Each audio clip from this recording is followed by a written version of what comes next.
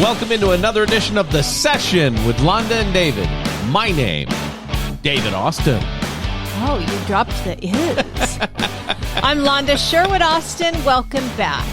I'm excited about this program, honey, and it's not because of how beautiful you look, although you do look beautiful. Well, thank you. It's because we've had a lot of interesting business conversations in the last week or two. Yeah. And the more people I talk to, the more unusual people in our real estate market are saying that the market actually is. Mm-hmm. And I want to talk to you a little bit about that on this episode and find out what your thoughts are about how people in this market should be responding to that information. And I think that's going to be a good show. Okay. And for those of you watching on YouTube, David's not contagious. There's nothing wrong with me. My eye was a little allergy. My eye was a little allergy-y for the past couple of days, but now it's not nearly as bad. No, it isn't. And wow. But it's allergy. You get allergies. You get stuff in your eye, and then your eye goes, I don't like that. That's right. It goes, hey, whoa, fires in the air. Like a blowfish. It's bad. It is absolutely bad. Yeah, we've had a lot of fires, and so the air quality has been, I don't even remember what a blue sky looks like anymore.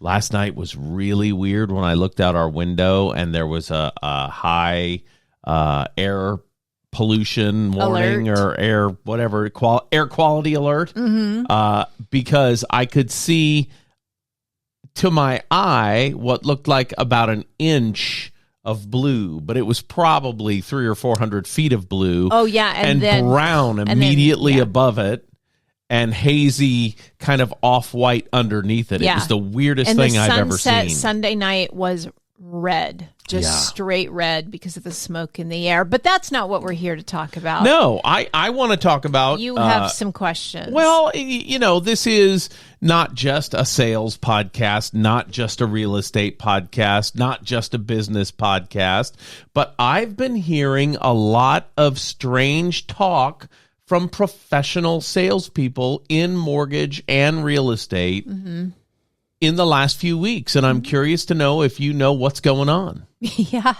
So what's some of the talk we've heard recently, including today? Yeah. Well, we've heard that the market is down, that the market is slow, that the market is bad, that consumer confidence is down, that interest rates are up, that people aren't moving unless they have to, that it's, quote, impossible for first-time home buyers. What else? Am I missing anything? No, those are all things that we're hearing people say. We're having to work twice as hard for the same result. What else? Well, I think I pretty much summarized. Yeah, and let me give you some perspective. When the interest rate market started to shift during the Biden administration, and we went from 3.25% to 6.5% in less than 30 days, I got news for you. That seemed tough. This, to me, doesn't seem tough. Do you know what I'm saying? Okay. But that seemed tough. But here's what's interesting. You and another few realtors that I've talked to have used the words, I haven't seen a down market here in my career. And that's interesting because I've now heard two people other than you in the last 2 days say those words. What do you mean by those words? I've heard several. So I've been in sales my whole adult life. I've been, I was just telling someone yesterday, I don't remember who it was, commission sales almost my whole adult life. And the person I was talking, it was a financial planner. Okay. And his jaw just dropped. Straight commission. Yeah. Right. Yep. And I think that's why my soft skills are superior, frankly. Okay. Because I've been on straight commission. But I've been in real estate for 10 years now. And this is the first down market in 10 years. I mean, it's been, you know what? And God bless. It has been a great 10 years. And when you say down we've market, been riding high. When you say down market, what do you mean? Because home prices aren't down. Right. Do you know what I mean? Yeah, it's slower. That's what I mean. Oh, so you mean volume of transactions is down. Okay. Yep. I talked to a transaction coordinator recently who said she came into the office on Monday morning and she does transaction coordination for, I would call it a medium sized brokerage in our area. A real estate brokerage. Yeah. Okay. And she said she came in on Monday morning and there were no transactions from the weekend. And that's the first time that's ever happened. Right. Since she's been involved. And so that's what I mean. It's just slow. It's taking longer. If you're a seller, it's taking more days on market to sell. Right. If you're a buyer, it's taking more resources to buy. Okay. And by resources, you may mean money, you may mean time, you may mean a whole bunch of things. I mean money. Well, but time is part of it, right? I mean money. Because if qualifications for loan products are tougher, that takes more time. Insurance is more expensive. Sure. Interest rates are higher, you know? So if you are closing business, congratulations to you. You should be really happy. There are a lot of realtors and lenders who are not closing any business. Sure. At the end of this year, we'll see a fallout. We saw a pretty substantial fallout last year at the end of the year. And the reason that happens is because all your dues are due in January. So realtors kind of go, you know what? Too many down years. I'm going to pull the plug before that $900 association due bill comes in, you know? And so, yeah, that's what I mean by a down market is it's just slower. There were a lot of years that if you had some skill in sales and you had some hustle, you didn't even have to have a lot and you didn't have to be good. Right.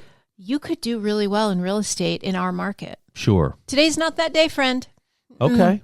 You better have some longevity and be working referrals or have a high level skill set or something, because it takes more. It takes more time. It takes more skill. It takes more investment. It takes more of everything. Yeah. It takes more effort. You know, I'm working harder than ever. Right. For my clients. I'm doing more for them. Things I would never have done in the past. Like tear down a fence at a house? And unclog a drain. Yeah.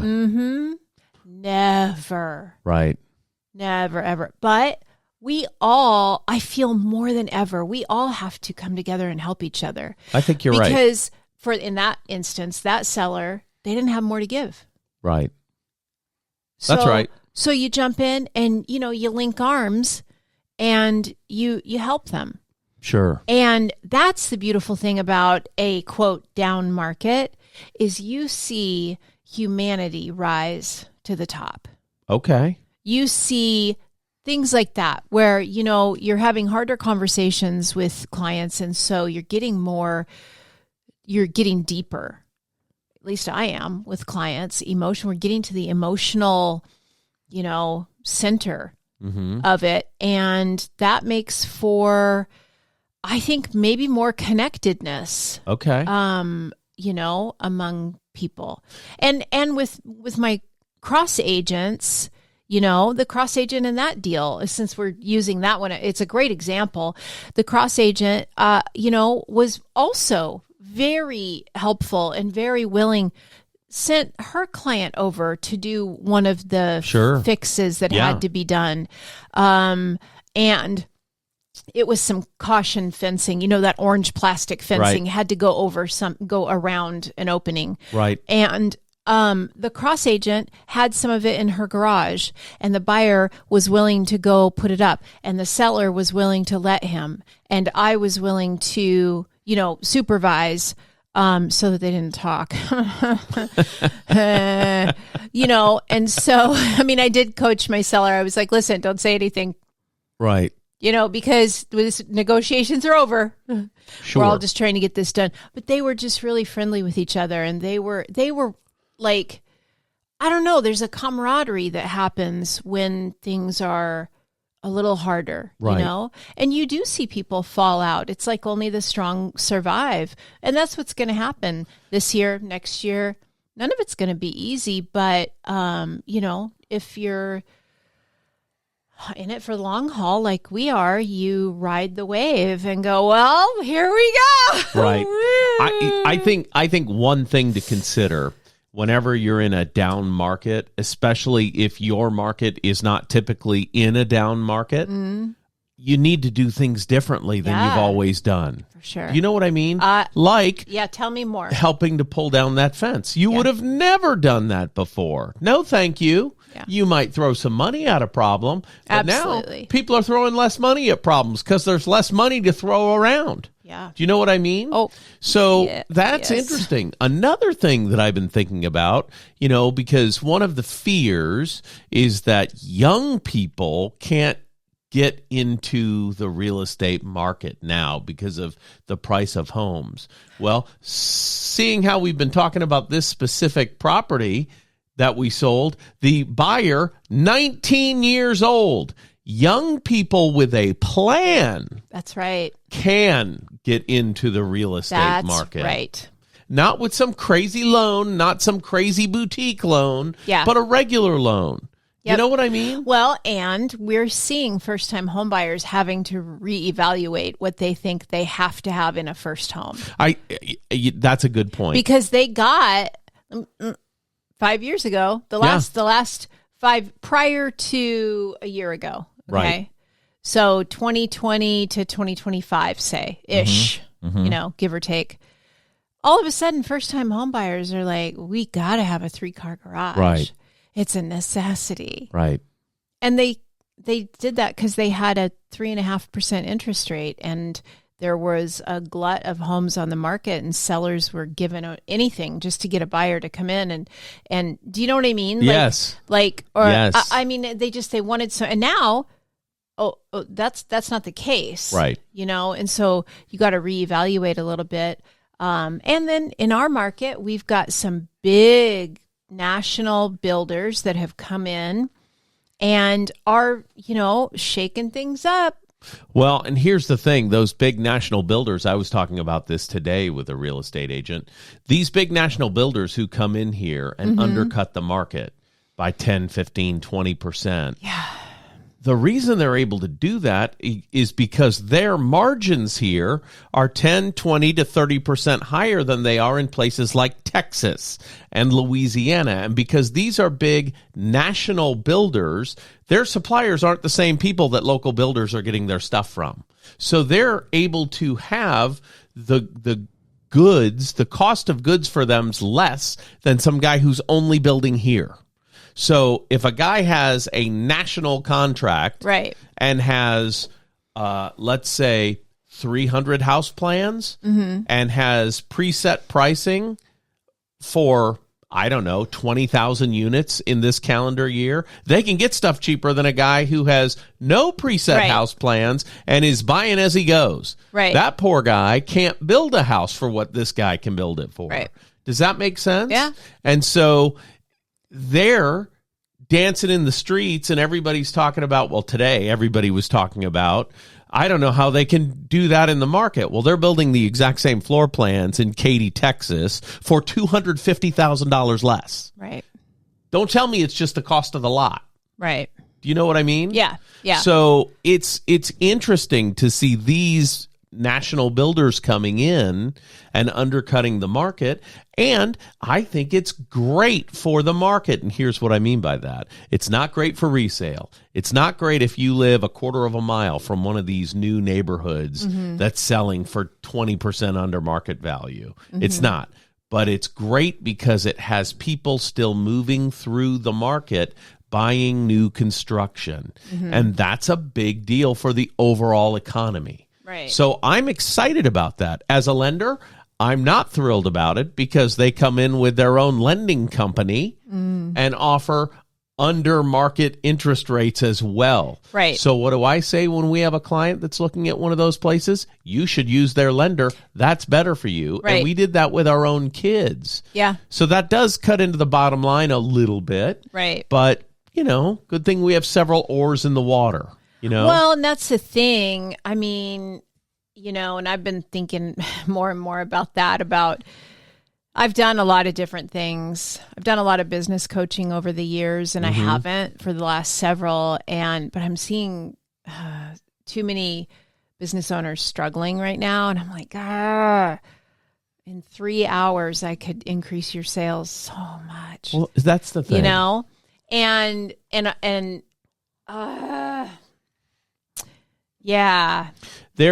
So I'm just thinking about like different things, even that I could add to the mix. I think it's interesting that we've been talking about market uncertainty now for a couple of years, which is true. We have been. I also think it's interesting that interest rates are pretty much where they were a year ago, a year and a half ago, 2 years ago. We all thought they'd be lower now, right? We all did. But then all of a sudden, war in Iran, and now gas prices are going up, and now the cost of a barrel of oil goes up, and now it's going down, and then it goes up again, and now it's going down. So that kind of thing does create uncertainty. If you listen to the national news, it's an affordability crisis in America right now. But when I talk to people one-on-one about their lives, very few people are telling me there's an affordability crisis. What they are telling me, though, is, man, my wife usually does the shopping, and I was shocked when I went to the grocery store to pick up 3 things and it cost $80. Yeah. Do you know what I mean? Yeah. So I don't know what I'm trying to say, but it sounds a lot worse than the individuals I'm talking to's actuality. The reality is, if you're doing okay and paying your bills and putting gas in your car, you're doing pretty okay. Yeah. And if you can't pay your bills or you're paying them late, you're in a little bit of a recession. And if you can't pay your mortgage, that's a straight out depression. Yeah. And I don't know anybody who's telling me they can't pay their mortgage. Not one person. Well, and we're not talking to everybody either. Well, that's true. But, we know that things can be really, I'm thinking of a family right now that I know that, they're struggling, and they're, between the mortgage and, they got in a house because they want to start building that equity, but then they also have preschool and daycare, and and things happen in life that kind of catch you off guard. And I think a lot of, maybe it's especially younger families, are facing the tighter margins. And so I think being compassionate about that is important. And the best way, I think, to be compassionate is something you mentioned, which you're talking to people. Talk to people. And we somehow always find our way back to this, right? Yeah. Get out your door and talk to people. Have people over for dinner. Yeah. Go see people. Just, take care of each other, love each other, right? Do the right thing. That is, regardless of markets, regardless of economies, that's always going to make people feel good, feel better, do better, feeling like they're not alone. I was at a meeting recently, and somebody caught me after the meeting as I was going to my car and was chatting with me for a minute. And this person said to me, I really like talking to you. I would love to get to know you better because I think you're very interesting. And I'm going to tell you, I got a knot in my throat and almost started crying. And isn't it sad that I hear that so seldom? That made you feel that touched. Made me feel emotional, that somebody said, it was so simple. I think you're really interesting. I'd like to get to know you better and spend a little bit more time with you. I think that's awesome. And it caught me so off. So I think that's, the call to be human, it will never fade or be, yeah. And if anybody says to me, well, David, you can talk about this stuff because you don't know what it's like. I remember being a young family man and wondering on the 20th of the month if my credit card was going to work when I went to get gasoline. Yeah. I remember that stage in my life. And that stage in my life, I think, was due to my age and inexperience, not the economy.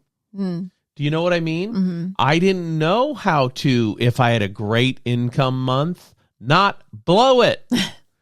Now I know how to not blow it. Does that make sense? Yeah. So, when we say things like, well, the cost of housing's more and, well, gas is up, and it's all economies of scale. If you are super conservative with your money and you have a ton of money in the bank, you may have to spend a little of it to get gas because gas is more expensive. Mm-hmm. But if you're living on credit cards and carrying $7,000 or $8,000 worth of credit card debt and think you have to move back in with your parents because you can't afford your rent, that's not systemic of the economy. That's systemic of your economy. Do you understand what I'm saying? That was really, really good. Yeah. So I don't want anyone to think that I cannot relate to young people who have to struggle with money, because I was a young people who had to struggle with money. Do you know what I'm saying? Yeah. So yeah, that's it's all relative, I think. Yeah. And when you're just getting started, you can't afford a house on the golf course. You can't. Right. It doesn't matter what's happening in the world. You can't afford a house on the golf course unless somebody's giving you money. Yeah, I mean, some people do. We were in the sauna recently, and there were these 3 young women, maybe 30, talking about their houses. And they were talking about where the houses are and describing the houses. And these had to be, $800,000 houses. And the only reason I know that is because I know the area. You can't build a house in that area for less than that kind of money. Well, and here's something to think about. If they have a specialized position at work, right, and make higher than average salaries, it doesn't matter that they're 32 or, 42 or 52. They have a high impact position, so they can afford that.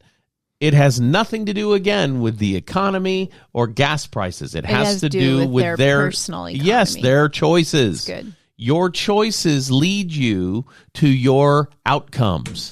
That's just the moral of the story. That's here. true. You know what? And if we weren't good with money and it's a slow market, we'd be really nervous right now. Yeah. Do you see what I'm saying? Yeah. And I know a lot of people who are really nervous right now. And I feel for those people. I'm not really nervous, but... I'm always really nervous, though. Sure. It doesn't matter. Sure. It doesn't matter. I'm always really nervous. It's just... And it has nothing to do with... My tendency has nothing to do with an anything. Overseas war and gas prices. You're just really nervous all the time. Yeah. This up here. I can say, thankfully, I'm not worried if my gas card's going to work anymore. Yeah. And that makes me super, super happy. Yeah. Do you know what I mean? Yeah. It's interesting. So to sum up, go ahead. Well, I was just going to say, I was kind of going to summarize from my point of view. Sure. We never have to be afraid of a downturn economically, because what happens is humanity rises and people take care of each other. That's exactly right. And so it's like it's okay. We're going to be okay. No matter what, it's going to be okay, because we will, as long as you have people that you can reach out to, that you can connect with, you can connect to. And maybe that's just really what you need to do, is network with people a little bit more. Maybe it's your family, maybe it's your friends, maybe it's your colleagues. I don't know. But when you start talking and you get real talk with people, then that makes a difference. Sure. In people's lives. Yes. Not, the president's decision on this or that. Yeah. I heard a story just the other day. I was listening to a podcast, and the podcast host talked about his kid being upset because in the junior basketball league that the kid was in, it came down to the end of the game, and the kid wanted to take the shot, but the coach's kid got the ball and took the last shot, and they won the game. And the kid's like, I don't want to go back to that team, because the coach's kid only got the ball because he's the coach's kid. And the dad said, well, that's disappointing that you'd let that hurt you. But let me tell you something. In business, nepotism is real. And people get ahead based on their relationships, not just their knowledge. That's right. So would you rather be the smartest guy in the starter job or a guy who's got a good position because you communicate and network with people and use your connections to your advantage?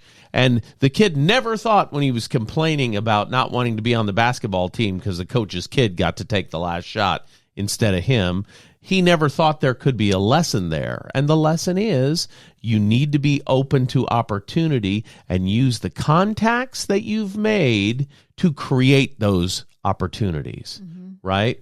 You can't sit around. We're saying the same thing from two different perspectives. Yeah. And I love it. It's cool, right? Yeah. Connection, man. That's exactly right. It does take a little bit of effort. You know, we hosted somebody for dinner this last weekend. It took a little bit of effort.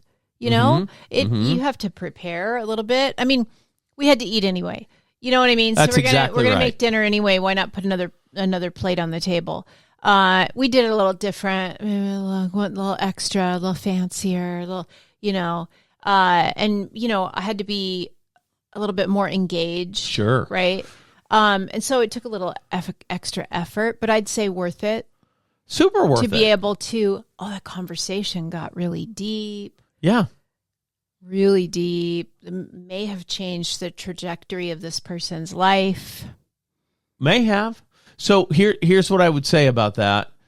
If you're not open to conversation and networking, if you want to call it that, you're limiting your opportunities. So don't limit your opportunities, especially in a time when you're hearing people like us say the market's slower. Don't limit your opportunities, grow your opportunities. Yeah. Right? One of my good buddies that I've been friends with for the whole time I've lived in this town, literally. In fact, he's going to be mad at me because I'm not playing racquetball with him right now. Jim used to say, you got to circulate to percolate. Yeah. And guess what? You do. Yep. That water's got to move around. You know what I mean? It's true. It's very true. Even, we went to a broker's open today, which is like an open house on a property, but just for real estate professionals. And those are fun and interesting. And this person was very much wanting feedback from other professionals on the property. Right. And so, I like that. I like to give my opinion.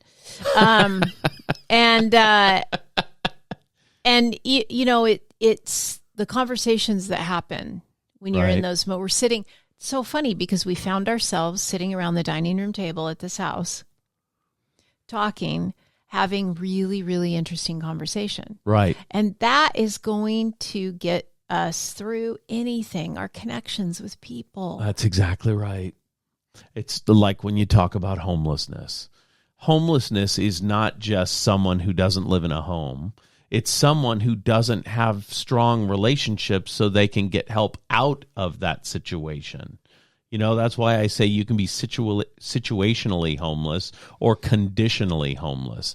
You could get kicked out of an apartment, break up with somebody, and have to move out. That's situationally homeless. Right.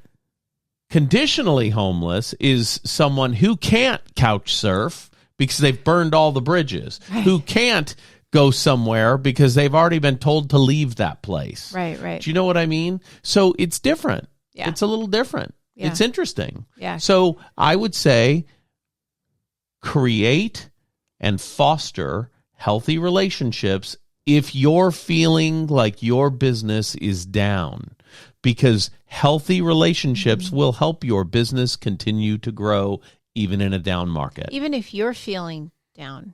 Sure. Personally. I saw a video today that was somebody singing on Facebook, and I thought it was a disc golf thing because he was talking about, I do it even if I'm depressed. I do it even if I'm obsessed. I do it. And he was talking about getting up and going. But he was in a field, so it looked like a disc golf thing. Oh. He wasn't playing disc golf. But it was really interesting, and that's the thing. You've said it on this show. We've had shows about it, that systems will save you. Yep. If you have a routine and you're not doing it because you're a little off kilter because your Yep. market's slow, jump on that routine. Get up, get dressed, get going. There you go. That's all I have to say. Is there anything else you'd like to add? I literally hate you so much right now. We have this 49 seconds in the show. Between you, me, and our listeners. I said, before we started this show, I said, David, do not look at me and say, you have anything else that you want to add.